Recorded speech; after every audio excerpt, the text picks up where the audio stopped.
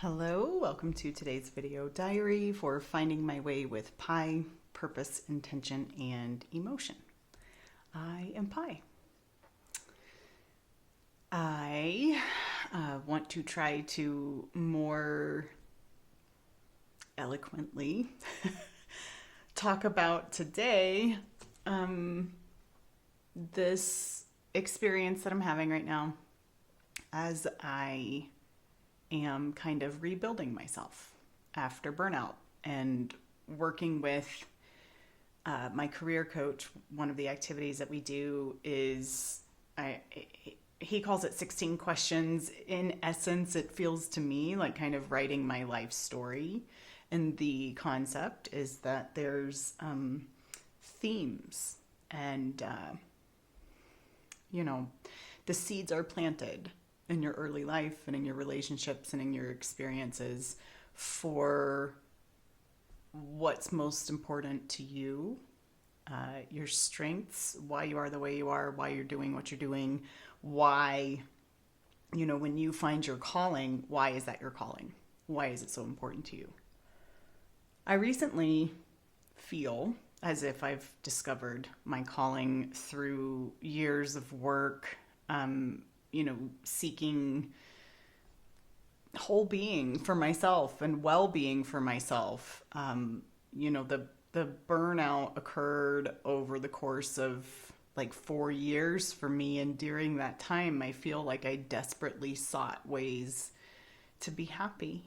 I desperately sought ways to be okay, and judged myself for why couldn't I be okay, because everyone on the outside looking at my life would say, you've got everything, you should be happy, but I didn't feel that way inside. Right now in my life, over the course of working in my Master of Arts in Happiness Studies, which essentially is a program that teaches you how to chart your own course for your own whole person well-being. And I've been learning that and doing the work and practicing, converged with the work I'm doing with my career coach and looking at my story. I know the thing that I'm now, I feel like it's my calling and it's my work and I'm missional about, is helping or teaching whole person well-being and happiness. But happiness is not the absence of difficult emotions, and neither is whole being. It is a full integration of every part of yourself and no suppressing that.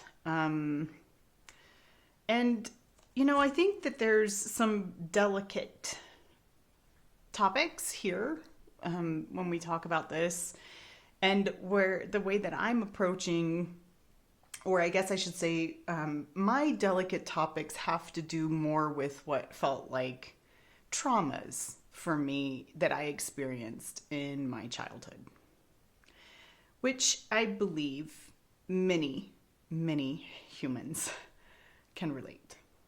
We all have something. And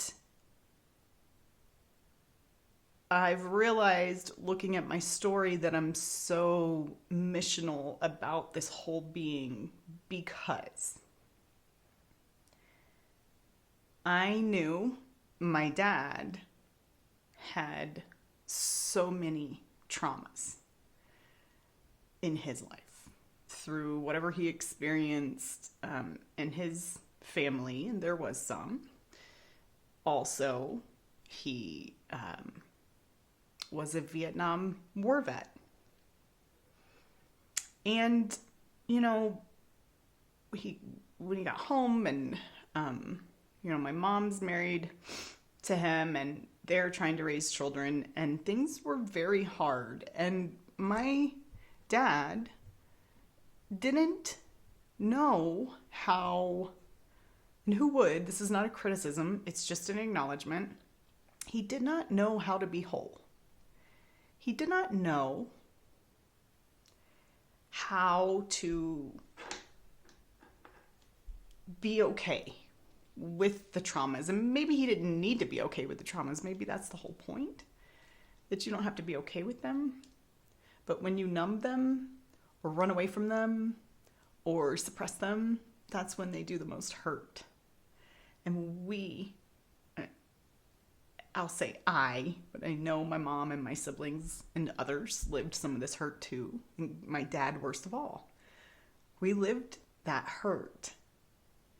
And I can't help but believe that had he learned a healthy way, and had he learned how to be whole, that some of that hurt might have been avoided. He might even still be with us today. I'm also learning that there's no one fix. Clearly, running away or suppressing or avoiding or any of those things, they don't work. It doesn't work. And these hurts that we have that are deeply imprinted on us, they don't go away. There's no just fixing or replacing or overriding or any of that. It's part of us. And some of them may be more impactful than others, which means we simply need to be diligent in our efforts to be whole and healthy safe. Not unhealthy safe where we're masking it or numbing it or, through drugs or alcohol or avoidance or pretending like it's not there or, making choices at detriment to ourselves. And that can come many, many shapes and forms. So that is the story, and that is the path for me, how I am. Now, getting to that, and there's still work to be done, and there will be for the rest of my life, really. But getting to that required me to write my life story and start to dig up things that I started running away from decades ago. And feels like opening Pandora's box a little bit. It's interesting. As much as our life happens externally, there is an equally vast internal universe that we traverse throughout our lives. And I have to learn how to be whole and accept all of my parts and my pains and my hurts from all of it. If I'm ever going to be able to help teach others. It's not about erasing or hiding or numbing. It's about being aware of it and accepting it and turning whatever those negative feelings that you may have about it into love eventually, if you can, and to love yourself. So for me, I think I harbor some resentment and anger, disappointment, hurt, sorrow. And the question that I'm working with right now is, how can I turn that into loving? How can I turn that into loving? My career coach said to me, no matter how, essentially along the lines of, my past is redeemable, okay? Which I took to understand as no matter how hard or hurtful, it's redeemable, because from that beautiful things can grow. And the hurt will never go away. But it doesn't have to control. It doesn't have to control. It certainly doesn't have to come out as hurt towards self or others. And that's the part that we have to get to so that we can be whole. I process emotion through writing poetry. And I wrote a poem to help myself. I couldn't even stop it. It came over me, and I had to sit down and write until the words dried up. I'm going to read it to you now. I call this The Gulf Inside. I feel a gulf between us, a quiet, a divide, something I can no longer hide. Hide from you or myself or even the world, the fearful, hurtful memories of a little girl. Strange, isn't it, in life, how we always end at the place where we started and were meant to begin.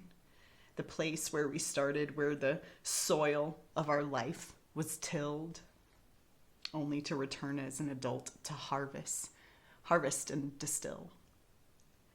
The essence of ourselves, pure and untainted, free from the shame, judgment, and fear we have ourselves painted. On the canvas of our lives, such subtle forces, until we become aware of the taint and divorce it. There's no end to this process once it's begun. We must return and practice and become. An unfolding, an invitation, an effort of will.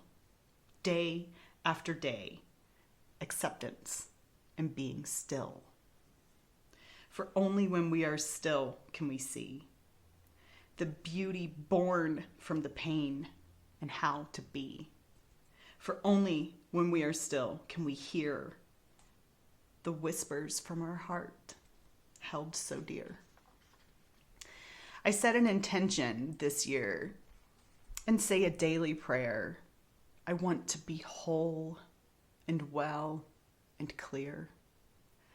And like any wish a yearning soul throws to the wind, my life aligned. This journey to wholeness begins. I'm discovering myself, my values, my dreams, my strengths, my confidence, my self-esteem.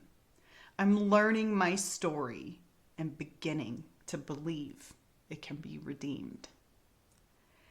Have any of you lived through hurt, disappointment, or shame, or some other painful experience you wish to leave unnamed? If you have, then you know what it's like to close the door on the hurt and the pain, wishing it gone forevermore. Yet at some point, it surfaces, subtle at first, then suddenly like a bubble ready to burst. And you realize the truth, that there's nowhere to run because it's inside, combined with your parts, part of the sum. So I ask myself, how do I turn this resentment into love, from something I accept instead of something I'm afraid of? With awareness that what's inside needs healing.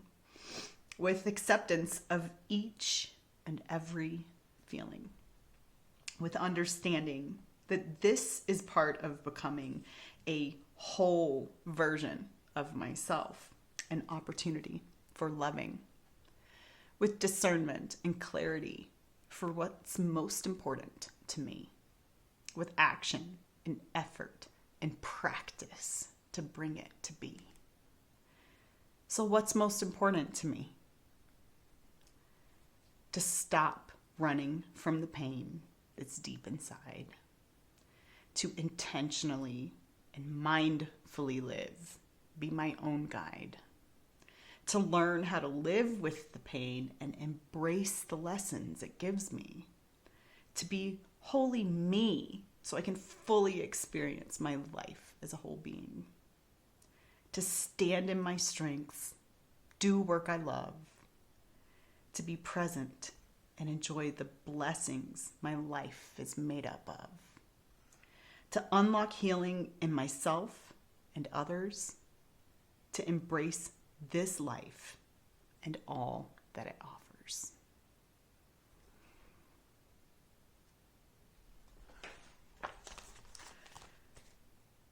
Thanks for being with me on this journey. I'm so glad you're here, and I hope this helps you too. I'll see you tomorrow.